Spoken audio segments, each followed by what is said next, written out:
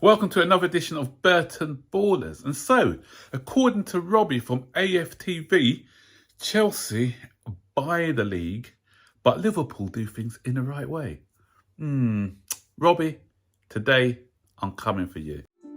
Welcome to the Burton Ballers. Ain't got no time for no stallers, yeah.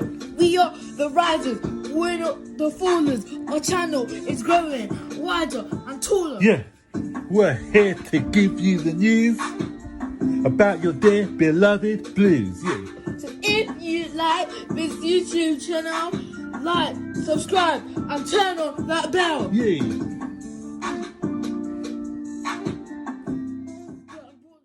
Some of those players were obvious. Robertson, guys like that, they weren't multi-million pounds. They've done it all in the right way. Yep. So I kind of want Liverpool, however. Yep. The other day after playing them and we lost to them. Bro. And the stick I got from Liverpool fans. That's what it is. Now what City do? But that's what it is, fam. Because I'm like you. Yeah. You don't know many City fans, right? I know bare Liverpool for the rest of your summer, you know what I mean? You can you can banter about Liverpool fans because you'd be like, yo, you should have won that and you didn't win it. But no, I'm telling you. If I'm really, in a way, I'm torn. I kind of want Liverpool to win it because I like how they've done it. Yep. But, you know, because City, they bought it, man. Them teams win City. No, they have, man. Sorry, City, Chelsea, they buy the league. Buy it now on eBay, fam. You know what I mean? The Premier League title, eBay, buy it now. That's how they win the trophy. That's basically what they do. 100%, fam. Buy it now for $1 billion. Yeah, you know what I mean? That's what it is, blood. So, for years, Chelsea have had to live with this narrative that we bought the league and we were a nothing team before Roman Abramovich took over. I've already dispelled that myth that we were a nothing team before Abramovich took over. And, you know, we have so many lazy people out there because it started with the press, actually. The press were the ones who didn't like Mr. Abramovich coming over and coming to England, taking over Chelsea. We could see by the reaction of what's happening now that he's had sanctions and he has to give up the club. Reason being, you know, they're precious darlings, you know, Liverpool, Arsenal, Manchester United, they didn't want those three to sort of that monopoly, kind of, not monopoly, what's something with three called? Is it a triopoly? Duopoly is two. Triopoly, is that such a word? Those three, they wanted them, they'd have been happy to see them dominate for years. Or, you know, throw in a Tottenham and Everton as well, you know, just they're the fight. But you know what? Those five teams, in the 60s, they weren't dominating in the 60s. You know, Liverpool only started dominating in the 70s. I'll add, you know, late 60s, early 70s. And why? Because of the Moors came in and they gave them money. Surprise, surprise. And they started buying the best players. Surprise, surprise. I remember when I was growing up, Chelsea were trying to get into that top bracket. But, you know, whenever they used to go in for a player, Liverpool used to just come and steal them. David James was somebody who Chelsea wanted at Watford. Liverpool came in, took him. Ray Houghton. Liverpool didn't even need Ray Houghton. Chelsea were after Ray Houghton. Liverpool went for him, and the rest is history. So how are other clubs expected to compete or break into that bracket? And then along comes Roman with his money, and that's how we got in. That's how Manchester City got in. And the likes of Arsenal, Manchester United, Liverpool, those sort of supporters who just didn't want that competition started to get jealous. And a lot of it's born out of jealousy. And I'll tell you why, you know, I just want to tell you something. They're going on about, you know, Chelsea buying the league and everything else. And it's just all the young supporters coming up now, because all they've known is Chelsea's success. But because it's fed through to them by the media and older supporters, they believe that nonsense as well. I was talking to someone who I talk to a lot when I go shopping, Manchester United supporter, 24 years old, and he comes out with Chelsea were a mid-table team before Roman Abramovich took over. How's he going to know that information?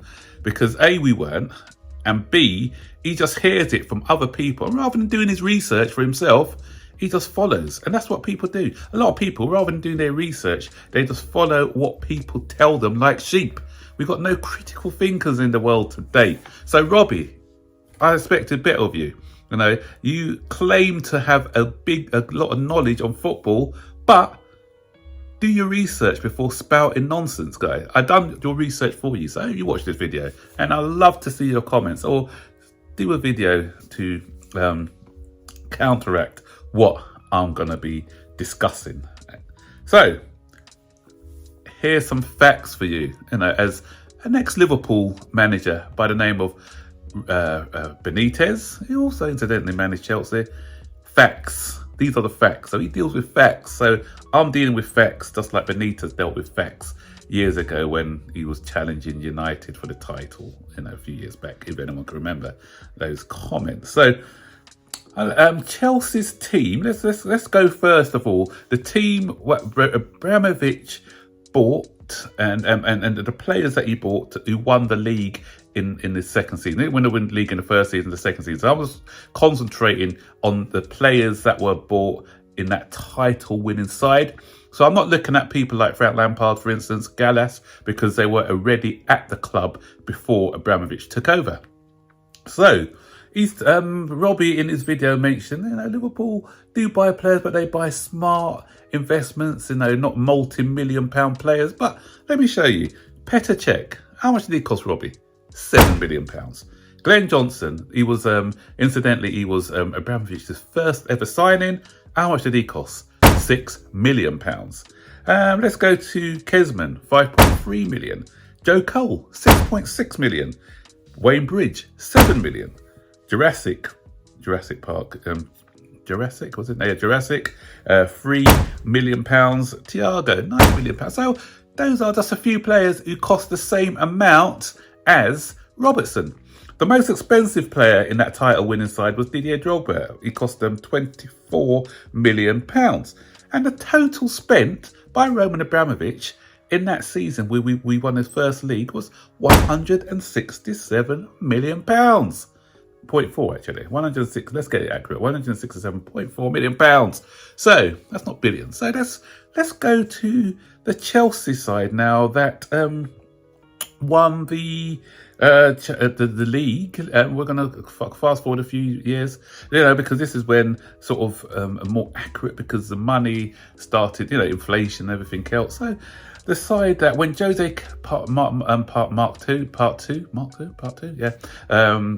when he came back and we won the league title, is it 2014-15 season, I believe.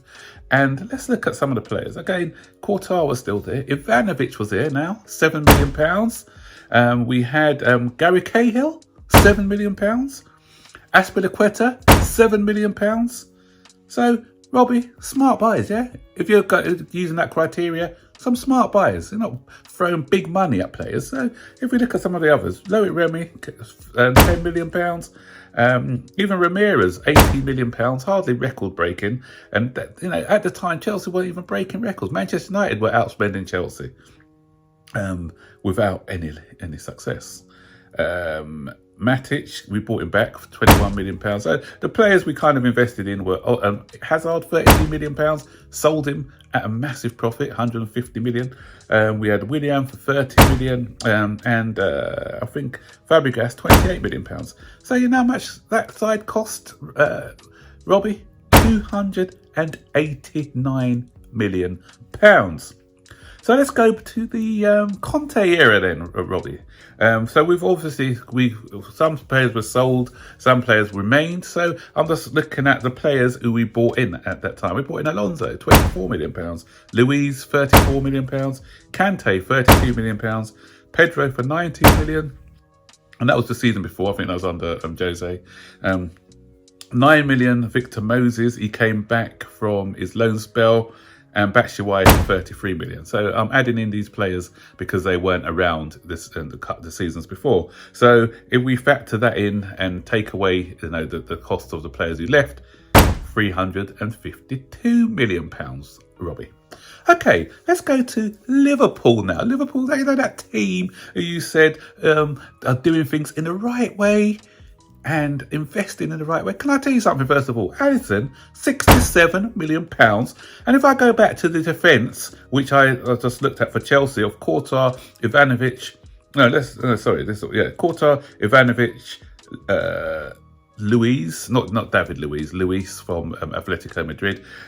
We got Zuma, Ake, Cahill, Terry, Azpilicueta, and if we throw in Petr Cech as well, because he was there for part of the time, so let's throw him in.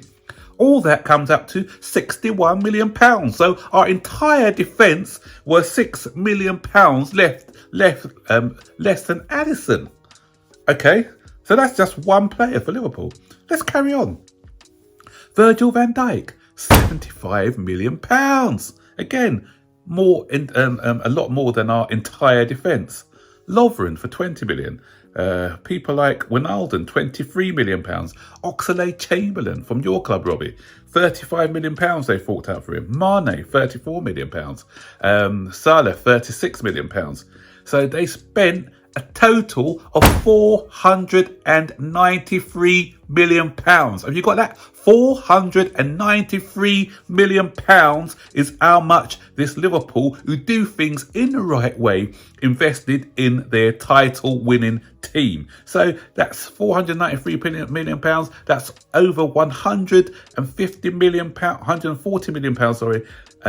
more than what Chelsea spent in 16-17, and nearly double the amount of what Chelsea spent in the 2014-15 season. So, Robbie, before you talk, get your facts straight, mate, because you're looking silly now.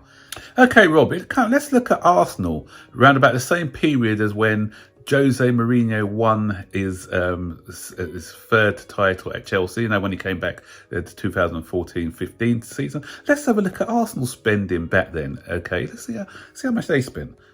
Debuchy, 12 million. Ozil, 42.5 million. They've got Chambers, 16 million. Xhaka, 35 million pounds. And Giroud, 9.6 million pounds. Okay, they made some small signings, but together added up £247.6 million. That's how much your team was worth then, £247.6 million, and compared to Chelsea's team, which was £289 million. So it was only £40 million more that we spent on our team than you spent on your team. So throwing billions, if we're throwing billions, you must be throwing billions as well. Okay, let's fast forward, Robbie, and look at the team that you had last season. And where did you finish last season again? You didn't make Europe, I believe. I think you were, 8th or 9th? Was it 9th last season?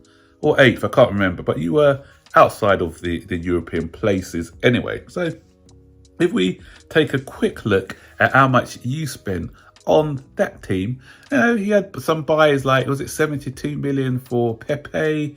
And who else did you buy that year? You bought Partey, I think, for 50 odd million. You spent £331 million on a team who finished 8th. £331 million. So let me refresh your memory, Robbie. Chelsea spent £352 million in their second season. You spent £331 million to finish 8th. £20 million less to finish 8th. So it's not how much money you've got, it's how you spend that money and how good your manager is who can manage a team, Robbie. So can we have an apology, please? I probably won't get one, but these are the facts. These are the facts. We spent a lot of money, yeah, but we spent it wisely. We've invested wisely, and we haven't outspent the opposition like some people may think we have, okay?